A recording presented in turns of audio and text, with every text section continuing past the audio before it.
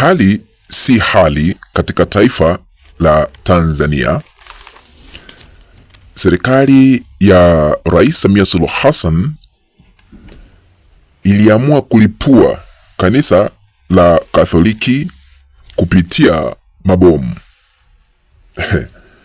Kabla ya taarifa hizi za ndani, naomba ikiwa unatazama Tanzania ITV kwa mara ya kwanza, chukua sekunde moja tu, bonyeza patoni ya subscribe, washa kengele ili kuendelea kupata taarifa kila wakati. Usisahau na kuomba tu bonyeza alama ya like. Na karibu. Samia Suluhu Hassan amekasirika na kurusha mabomu kanisani ama katika kanisa la Kikatholiki. Ni kipi hiki ambacho kinaendelea? Siku ya Jumapili ilikuwa siku ya kuadhimisha siku ya wanawake duniani. BAWACHA ni baraza la wanawake Chadema walisema lazima watasherekea na kuadhimisha siku hiyo ya wanawake duniani, lakini wakaenda kuhudhuria ibada kanisani katika kanisa la Kikatholiki la Roman Catholic Musoma. Na serikali ya Samia Suluhu Hassan kupitia jeshi la polisi waliweza kurusha mabomu kwa kanisa hilo la Roman Catholic Musoma ili kusambaratisha BAWACHA ambao walikuwa wanaadhimisha na kusherehekea siku ya wanawake katika dunia hii.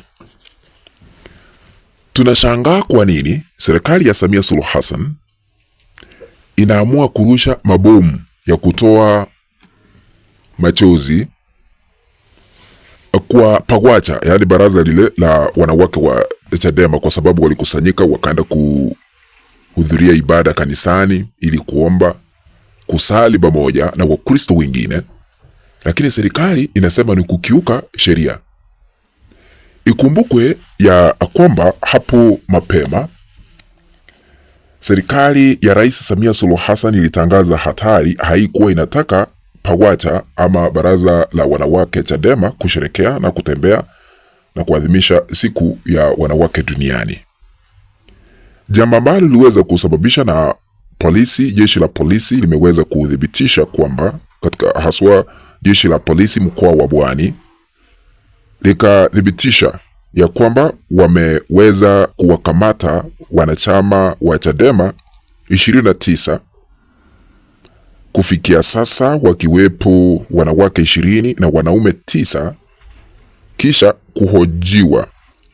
Wanachadema hao walikamatwa majira ya saa 5 jioni katika maeneo ya Visiga wakiwa wanasafiri kwa kutumia magari mawili aina ya Costa. Kukamatwa kwao, kulingana na taarifa ambazo tulizipata kutoka vyombo vya dola ama jeshi la polisi, ni kwamba kulitokana na kukiuka amri ya mahakama na taarifa zilizokuwepo za kwenda kutekeleza uhalifu waliokuwa wamepanga kwa kizingizio cha kwenda kuadhimisha siku ya wanawake duniani huko mkoani Mara. Wanachadema hao wapo nje sasa hivi wakisubiri uchunguzi kukamilishwa kwa hatua zingine, kwa sababu sasa hivi tunafahamishwa wameweza kuachiliwa kwa dhamana. Na jeshi la polisi mkoa wa Pwani liliweza kuwataka wananchi kutii sheria, kanuni za kuratibu na zile ambazo ni taratibu za nchi wanapotekeleza majukumu yao, ili kuhakikisha amani na utulivu vinadumishwa kwa manufaa ya wananchi wote, kulingana na ripoti ambayo iliweza kutolewa na kamanda wa polisi mkoa wa Pwani. Samia amefika wakati hata analipua kanisa kwamba hataki kuona wanachadema, hataki kuona chama hiki cha Tundu Lissu kiendelee kunawiri.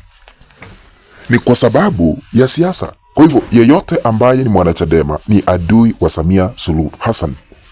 Mabomu ya kutoa machozi yanarushwa hadi kanisani ili kuwatawanya PAWACHA ama baraza la wanawake wa Chadema, ili wasije wakaadhimisha siku ya wanawake duniani.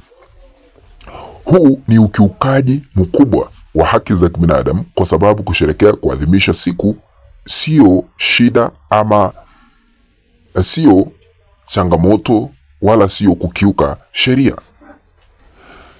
Samia hataki kuona Chadema, hataki kuona yeyote ambaye anavalia sare ya Chadema. Anataka aone CCM peke yake, kumaanisha ni uongozi wa kimla, ni uongozi katili, ni uongozi ambao hauna msingi wowote.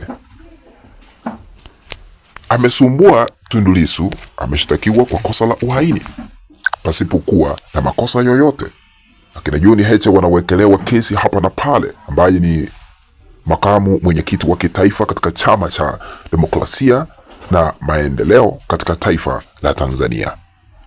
Haya yanashuhudiwa chini ya uongozi wa Samia Suluhu Hassan. Lakini tumeona na tunasema ya kwamba ikiwa ni uwezekano, vyama vyote vipewe fursa ya kufanya kazi yao binafsi. Ikumbukwe wakati wa mazishi ya Askofu Pengo, makamu wa rais Emmanuel Nchimbi aliweza kusimama na kusema ya kwamba yeye hapendi siasa za kulaumu vyama vingine vya mrengo upinzani, kwa sababu navyo vinatumikia ni utumishi, ila tu utumishi wao ni kando, lakini utumishi ni utumishi, iwe utumishi wa serikali iwe utumishi wa mrengo upinzani, nia ni moja, ni uongozi. Jambo ambalo limeweza kusababisha Emmanuel Nchimbi kuandamwa sana katika serikali. Tunasikia kwamba kuna mipango ya kumng'oa mamlakani kwa sababu haungi mkono mkubwa wake ambaye ni Samia Suluhu Hassan. Hatua zile ambazo anaendelea kuzichukua anastahili kumunga mkono pasipo mpinga, na hayo ndiyo yanaendelea katika serikali ya muungano ya Jamhuri ya Tanzania sasa hivi. Kwa hivyo waliweza kurushiwa mabomu ama vitoa machozi wanawake wa Chadema na kutawanyishwa hapa na pale, wengine kushikiliwa baadaye kuachiliwa.